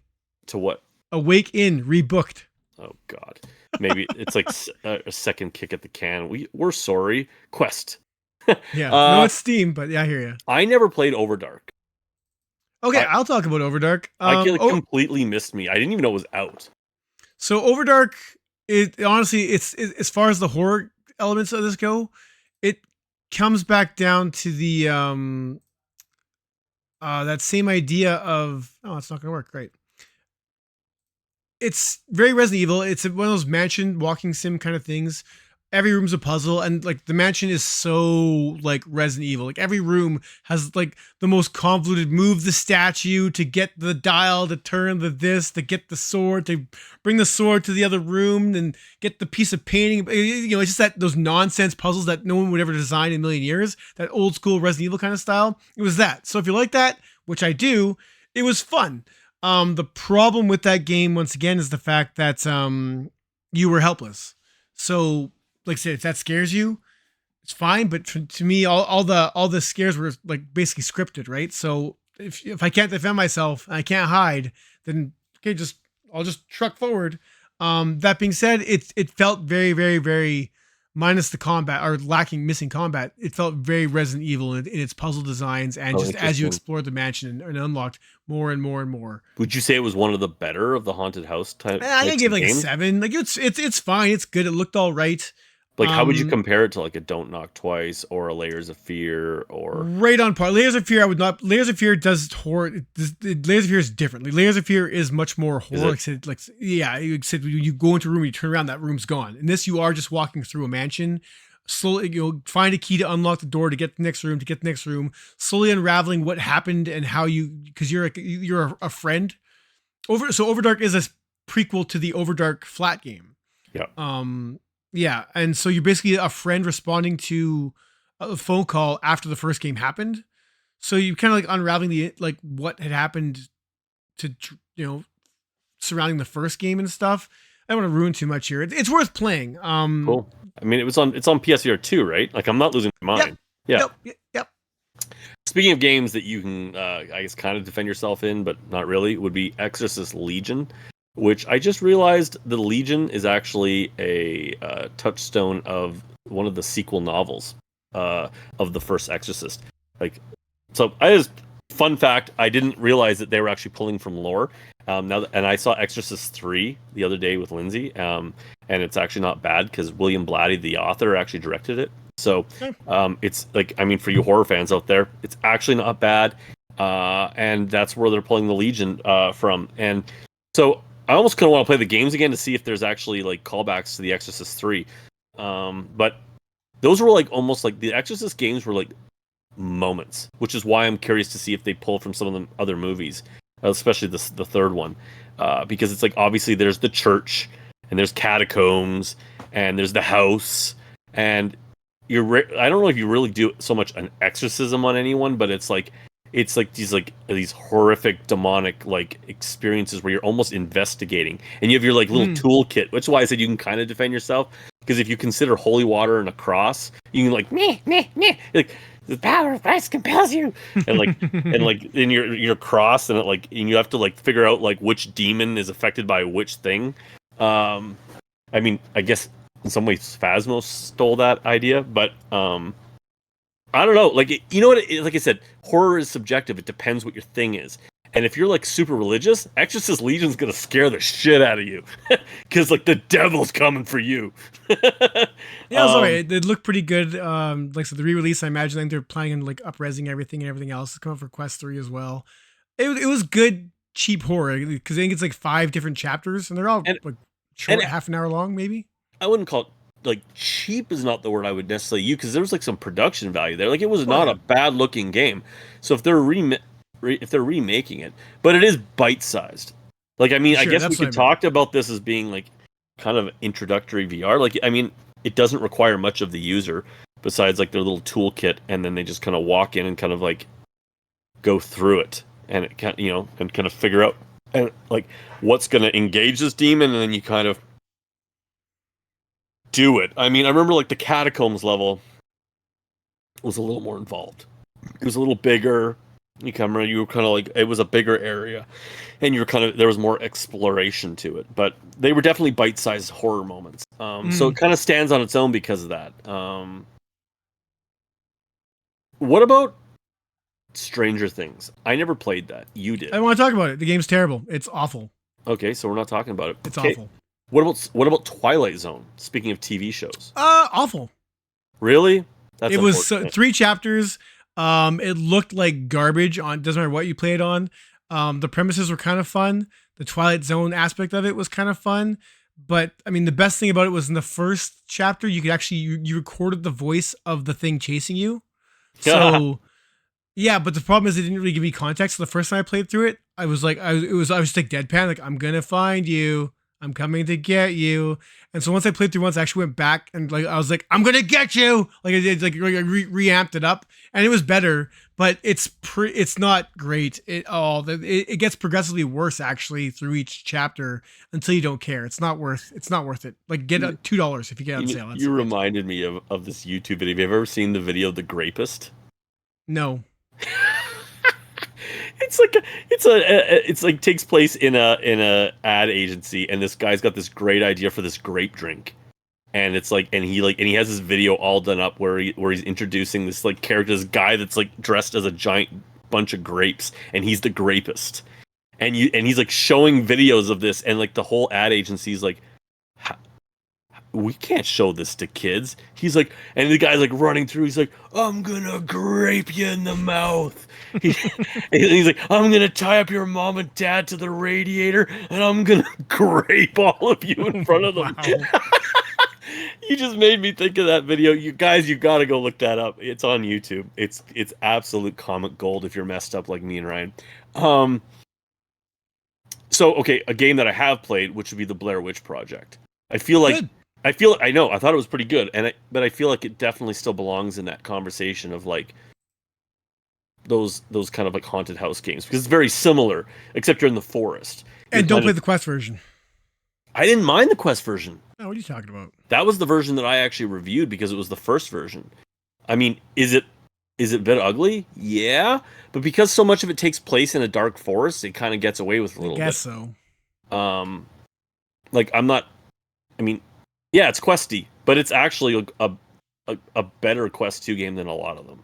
Anyway, I mean, it's very much like the first kind of Blair Witch, except you're like out there investigating the situation, like lost teenagers. So you're there like after the math. Yeah, and you're so, looking for clues, and you're navigating the forest, and you are walking through the forest. You get lost, chasing your dog. Like there is. It's not just like puzzle to puzzle like something Overdark would be. There was that element of just getting lost and exploration too. Yeah. Like you're in a forest, so it's a different setting, which I enjoyed. I think for people who, it's a good intro game to the scarier game grouping. Like if you want to work your way up to some of these scarier haunted house games, like your Don't Knock Twices and your and the newest Madison game, which we're going to talk about. Blair Witch Project's a good entry point, and for me, it was because of the dog. You're not alone, and that was one of like Arizona Sunshine. Yeah, okay, fine. But from a horror standpoint, you're not alone, and he's your security blanket, man. Like it's like you're like sometimes when he leaves you, you're desperate for him to come back. I mean, he'll tell you when things are like coming up, and he'll growl at it, and that can also scare the shit out of you. Because like, what do you see, boy? You got your flash. You're like, I don't see it, but you see it, and I know it's there then. And so there's a lot of great tension moments with that. And yeah, I mean, being lost in the forest at night, for some people, scare the shit out of them. And I mean, like, and if you've ever seen like the movies, and and you come across like the little characters that are hanging from the tree by the witch, and then and it has those prerequisites, like you come into an area and a guy's standing face against a wall, and you're just like, okay, I'm out of here. Like, it's one of the better games. I enjoyed it more than say like what you call it, Wraith Oblivion. I mean, they're similar-ish games in a lot of ways in their kind of like the pacing and the way that they play out their story, and I preferred Blair Witch Project a lot. I just go through your list. I was like, Afterlife VR, I know this. It is not worth mentioning. It is a terrible game. You know what? I didn't hate it. Terrible. It is terrible. It's with not a capital great. T-E. Oh, can I keep going? It's awful. It's awful. If it's, I don't want to make you spell. If it is, if you found it for a couple bucks. No, don't. It's awful. It is. If brutal. you love horror games and you find it for a couple of bucks, you're not gonna hate it. But your expectations need to be low. Afterlife review. Yeah, I reviewed this thing, did I not? No, Afterlife review. The VR I good. reviewed it. You did? I did. I know I played this though. Are you sure? I did. I'm pretty sure I. You're sure. Yeah, you did too. I played this trash. What'd you give it? 6.5 maybe. 6.5. Did I? Yeah. Yeah, look at me. Weird. Why did I play it then? It's garbage. It's I don't remember it exactly. I just remember that it was like a little, I think I said it was like a little bite-sized piece of horror that wasn't like offensive. And it played like it played well. Like it didn't feel like a whole dumpster fire. Well, I think he's wrong. It's not great. Don't get me wrong. I mean, there's way better games now on the PSVR 2. Speaking of better games, let's go with better games. Okay, so I put Seventh Guest on here. I never played it. Does it deserve to be on here? It's a puzzle game. Nope. It's just not horrific, hey? Nope. Okay. And then Afterlife, and then Death Watch. I don't know if I played that. I haven't, so. How did it make the list? It's your list, man. I don't remember what the heck it was. I think I must have made my scary game list, and I must have like come across it somehow on VR or on VR, of course, on VR, but $4. on PC. Yeah, it's Feel on. like you don't know what you're talking about. You've been tasked to observe supposedly haunted locations, observe and log paranormal events. Oh yes, it was kind of Phasmophobia, but single player, where you use the tools at your disposal to gather data on any potential paranormal threats and exterminate them if Look, necessary. neither of us can talk about it. What are you doing? No, I did. I remember doing research on this though, and it's like it has a very positive rating on here, and like you're basically sitting at a control panel in like what you call it, like a security office, and so you're like monitoring different monitors, and it's $4, guys. It's not bad if you're looking for something new and tasty. It's supposed to be pretty decent and tasty, and like so like at risk of going off on a bit of a tangent here, I'm not going to do that actually. I don't want to do that. Death Watch VR, guys, check that out. You have my I've never played it guarantee. So, I mean, look, we got to close off this like the haunted house conversation with Madison. And Well, I mean, we didn't really mention Phasmo, should we? I'm not there yet. Oh, okay, so it's okay. Gotcha. Yet. Okay. Stop yelling at me. I never played Madison. Because again, I didn't want to just walk around and like be scared and solve puzzles. And I honestly couldn't get past the first puzzle. I couldn't get out of the first room. It's tricky. Once you kind of know what the game's asking of you, it gets easier. But yeah, that first one also held me up. I thought the game was broken actually. Thankfully the game's flat, so there's already plenty of walkthroughs. Look, Madison, it's the same thing. It's a walking sim. You can't defend yourself. You have a few tools to kind of trigger events and trigger the ghost. Like, it's the same as Phasmophobia, where you can do these things to kind of like get the ghost to react. And when you actually do see the ghost, like it's more of a demon thing. You said don't show, but man, in this one it works. Showing this damn thing freaks you the hell out. It's the scariest game I ever played. I don't scare easy. Not that I was like, quaking in my boots here, but the scares in this game got me more than any game in my entire 43 years of existence. Like it just worked. It was done well. It looks great. Is it a ghost story? It's like Insidious. Honestly, it's Insidious the movie. If that, I mean, without ruining a ton, not that but it's Insidious the movie. Only there's a little more like Phasmophobia as far as like I said, you have a camera, you can take pictures and trigger certain things. Like there's certain things you can do that just trigger other things. There's some, there is puzzling, moving pictures around. There isn't a terrible inventory system that gets the job done where you have to like move things around the house that trigger other things. Like it's all about just triggering events that just trigger more events. But is it like, so it has demonic kind of overtones? Oh yeah. Okay. Oh yeah. It's freaky, man. Like I said, I don't want to spoil too much. I'm even you guys are watching the review right now, where even the review I tried to avoid showing is very early stuff because I didn't want to show too much. But it's a great looking game, and it's the same thing that we said about Resident Evil 7. It's just it has that like that AAA fidelity, and then being in VR, it just works, man. Like I can't tell you, it's a glorified walking sim, but this is one that thoroughly worked. Where Overdark fails as far as like scaring this or being scary because you can't defend yourself, this feels like you're in a movie. You are in it. You are in a haunted, like a possessed house, and it gets freaky and weird. It just works. I'll just keep saying it over and over and over again. And I mean, it's a great looking game. Like it's a really nice PSVR 2 looking game. It's probably the horror outside of the Resident Evil games. It's kind of like the horror flagship title on the PSVR 2. It's on PC, I think, as well. It's not on PC, I don't think. I'll check right now, but it's coming to Quest, which that's what it was. When I first heard that, I was like, ugh, like this game, not to say it lives on its visuals. We just said, Blair Witch on Quest works fine. But after seeing what we got in Blair Witch, it's on in Batman. It's on PC.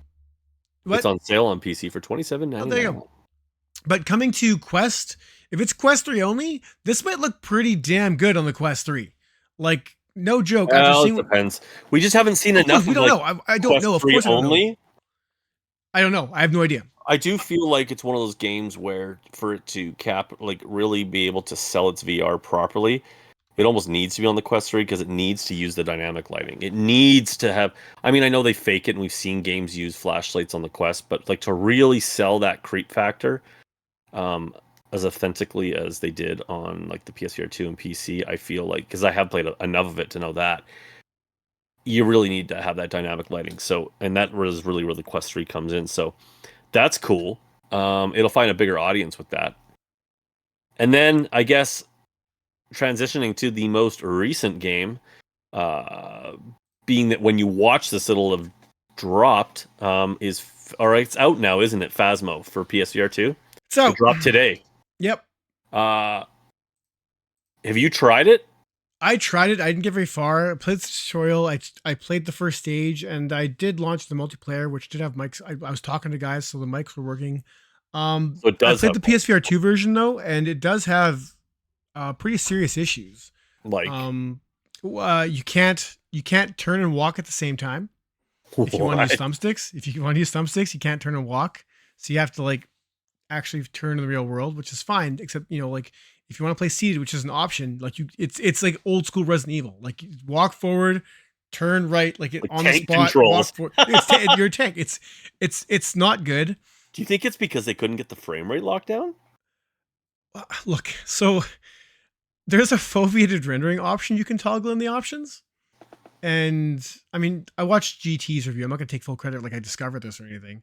But you turn that thing on, and it turns like that asynchronous warp on overdrive, and everything gets shaky, and like it's unplayable. It actually was almost should not be out.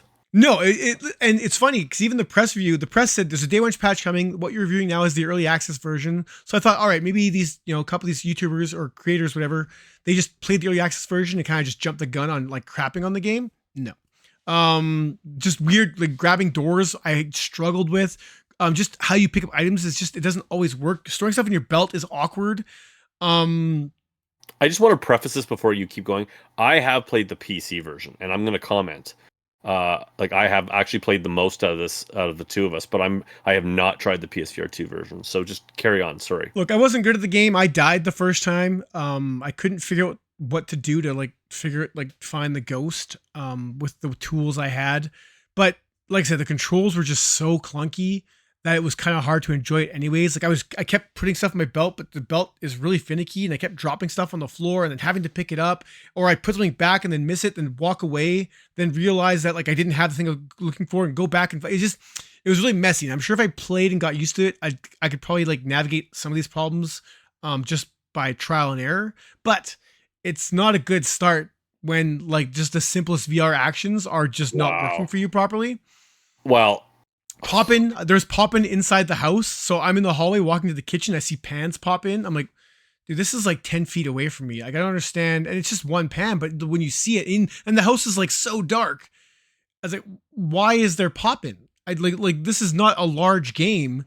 It doesn't feel optimized. I don't understand what took so long to get this thing out there. Yeah, because it was in this supposed to be condition. out last Halloween. That was the rumors. And then it got No, it wasn't just rumors. They were like, it was like, I'm pretty sure it was like being like they were the ones that were talking about that it was, and then it just got delayed, and it was like we just need to work on it. Yeah, and it still needs it needs a lot of TLC, man. It feels like this time they just got it out and hoped that they would grab some Halloween sales. I mean, in its defense, it's crossplay with flat or VR. I was playing with some PS5 guys, and you can toggle crossplay on or off in the options. I mean, I haven't tested that. The guys I was playing with were all on PS5, and I had crossplay enabled. So I don't know. I haven't confirmed if it's if it was like crossplay, but crossplay doesn't work yet. I don't know. But is it only? See, what I haven't been able to confirm is it crossplay only on PS5 and PSVR 2, or is it? Can you play with the PC guys? Because the blog post said crossplay with PS5 owners, and their original announcement said crossplay across all platforms. And I don't have the answer at the time of this review. Just not good. And people also don't have the answer. It's not like it's. Well, yeah, and they're being a little cryptic about it because a lot of people thought there was no game chat, and it turned out no. There's no, you can't talk to ghosts and like interact with them with the microphone, which I believe you can do on the PC. Instead, there's scripted responses. That's where that I think that confusion came from. So I played the PC version, but it was like a year ago. So things probably have changed since then. But I can tell you that like even though it was not a graphical marvel, and it had like it had some jank, like the way your guys walked and stuff sometimes looked like they were like sitting down. Uh it Yeah. played it played fine on PC. It was like I said, it wasn't graphically great, and it's not like it didn't have some jank, but you could still have a good time with friends. You could jump in, you'd gear up with your different like tools, detection tools, and you'd go into a certain scenario, whether it be a house or an abandoned prison or an abandoned school, and and you're like out there trying to basically figure out what kind of spirit or demonic force you're dealing with, and that was part of like the discovery process, and that was random. So there was like you didn't know what you were dealing with. And so like that's where you had to decide what to bring with you for tools, and you have like an insanity meter, if I Mhm. remember correctly, and that's how you die basically, is that you go insane. So you can only have so much. If you run into too many situations where you've like been like basically spooked or whatever by the ghost, and you haven't like been able to do enough things to be able to identify it and everything, then your insanity increases. And so like we had a time where like one of our crew people, there were four of us, someone had to go back to the trailer, because you can have the guy in the van, the guy Mhm. who's like looking at the cameras going, okay guys, I can see you here and you need to do this, and so needs your help here. And I mean, you're very vulnerable, you can't fight back. You're literally investigators. That's like Yeah. what you're doing. I mean, if you guys think of like the Conjuring, that crew that came in there was like setting up cameras and heat detection, and they were like, that's literally what you're doing. You're going in, figuring out the demon, and then like figuring out how you can like deal with it properly. And so, if you have a sick, depending on like how it goes, you go back and you get like a certain amount of success. You get like graded, and you gain. I believe you gain XP from that. And so it's kind of a rinse and repeat game, because you can go back, say, to the same place and you'll have a different demon. And like the times that I played it a few times. A couple of those times, like kind of creeped the shit out of me, because like one guy had a tool where he could see the thing, and I remember we were in like an abandoned prison, and there was like a ghost like coming at me, and he's like, "Oh my god, it's after you," and I was like, "I don't see it, I don't freaking see it," and then like I saw it, and I was like caught behind a table, and I couldn't get away, and the thing had its hands like all across my face, almost like in the kitchen, and I remember I Mm. was just like, ah, like it was like, because it was like that idea of I'm being stalked and I don't know where to go, and I'm in the dark and my flashlight's not working very well. Like when Phasmo works well, it works really well. It's unfortunate that it's such a shit show on PSVR Yeah, 2. I'll do some more investigating. We'll see if, and I'll report back next episode just to see what's happened if they patch it too. Oh, Who the knows? early buzz though from multiple sources, it's brutal. Although people are like, look, it's got like a almost a 5 rating on the PSVR 2 store. Never trust store ratings, because the only No, like I people who said. post reviews on the Quest and the PSVR, with the exception of some people, it's either the best game they've ever played or a dumpster fire. Mhm. And we'll see. Well, I mean, it's a pretty popular game. Apparently, according to the press release, 20 million people like have purchased this game, flat or VR. So, like, It is it's a great multiplayer game. I gave my one buddy bad information. I said it's multiplayer only, and I guess it can be played solo. I don't know why you'd want to play it solo. It's all about the team play with and there friends. is there's a solo camp. You can go through solo missions Yeah, where it kind of tasks you with doing certain things. But yeah, it's all like ride or die I'm on the telling you, multiplayer. like it is. If you don't have friends to play with, or you're not willing to jump in with strangers, don't buy this game. I mean, it is absolutely all the fun in that game is from doing it with friends and goofing around and the proximity chat and just like being in a haunted house together. That's all the Mhm. fun. Um, Now, what I wanted, I mean, we're definitely running along here, and I We just are. wanted to summarize it here quickly. If you are a PC gamer and you have access to PC VR and you love Phasmo and you want more games like it, there are more games like it. And I wanted to mention three of them that came up on my research. I've played one of the three, but they all have good reviews. One is Forewarned. Forewarned is the one I've played, and it is again, it's like these are all almost like Phasmo clones in like many ways. That it's 1 to 4 player co-op survival horror, and you're except now you're in ancient Egyptian ruins, like you're in tombs, and with your team of like archaeologists, you're investigating like these phenomenon, and you're collecting treasures and discovering lore, and you're trying to like basically just like find the enemy and banish the evil that lurks within. So like I said, like it's Phasmo, but it's but it's made for VR. That's important. VR only. It's like way less jank. It's $7 Canadian. It's 50% off right now, and it's a really good time with friends. Again, these are all like you got to play this with friends. The other one in there was called Devour. Again, Devour. It's 30% off. It's actually being called Devour the Manor now. It looks like, and it's a co-op survival game, 1 to 4 players, and you're stopping possessed cultists before they drag you to hell. I'm reading this right now. Again, it's incredibly similar to Phasmo. There is a single player mode in that one, and it's like procedural, so no 2 playthroughs are the same. You're stopping the evil. You'll have to focus the team and basically try to find out what's going on and get rid of it. Again, it's like if you want that team-based Phasmo. And then the last one is called The Backrooms VR, which is another co-op horror game. It was in early access, I noticed, and now it is actually not. So they must be working on this game. I know that people had played it before and it was awesome. And if you guys know the lore behind The Backrooms, then this will either like freak you out or you think it's silly. It's kind of, I don't know if you're familiar, Ryan, with The Backrooms lore, like Nope. the conspiracy theories around this. And this says here that it's a psychological horror game. You're alone in this liminal world full of entities that will haunt you at every moment. And this allows you to use your hands to grab and use items, solve puzzles inside this liminal world. That doesn't tell you much, but it is another team-based Phasmo type game. And there is footage out there about it, and it looks like it could be pretty creepy, especially the backroom things freak you out. But I just wanted to mention those before we kind of like quit the show, because I feel like Phasmo is like the flavor of the month right now, in more ways than one. And it is absolutely 100%. Like those at least those first 2 games, Forewarn and Devour, might be a better choice than Phasmo on PSVR 2 if you have options. Yeah, we'll see how it plays out. I was looking forward to playing Phasmo. I'll give it another shout or another try here this week and report back. And like I said, if they patch it and fix it, or at least a little bit, it might go a long way to making an enjoyable experience. But like I said, it's just a struggle right now, which sucks. So yeah, hopefully, I guess you have PC as an option, or I guess playing flat even. But yeah, flat's less janky. It always has been because it's where it started. Like VR was very much a VR. Like when it first started, going back years now, it was like super tacked on.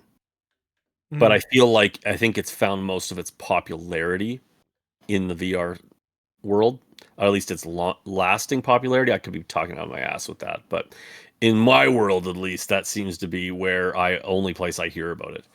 And it's it's cool. Like it's honestly kind of like these horror walking haunted house simulators we were talking about, except you're doing it with friends. And like that's kind of neat. I mean, you're like, I guess one game that didn't make our list, and I want to bring this full circle before we end this back to the accessible arcade horror. I can't believe this didn't make my list. Ghostbusters. why? Not scary. It's But like an arcade after the fall. It's not even. Well, that's what I just said. It's arcade horror. Hey, After the fall's scary. It's not horror though. It looks like it's goofy. It's cartoony. I know, but it's ghosts. Bringing it. Okay. Hey, if you've got youngins, No. hey, know what? You No, just no, no. killed this podcast right now. It's just done. We're talking Halloween games, buddy. You can bring up anything at this point. No, I'm not. That's not that. You just ended it. In Phasmophobia was the perfect way to end it. You just had to throw in Ghostbusters. That not great VR game. Ryan. No, Chris, Ryan. we have to end this. You're losing. You've lost the plot. You're crazy. I can't deal with you anymore. I can't. Busting makes me feel good. On that note, we should say goodbye, Chris. Oh, we have to say goodbye already? All right. We do. Goodbye, guys. Well, no, we can say thank you to our people and stuff. No. Okay, fine. Bye. Happy Bye. Halloween. Happy Halloween, guys. I hope you have a Happy good Halloween, one. guys. We love all you supporters. Peace. Later.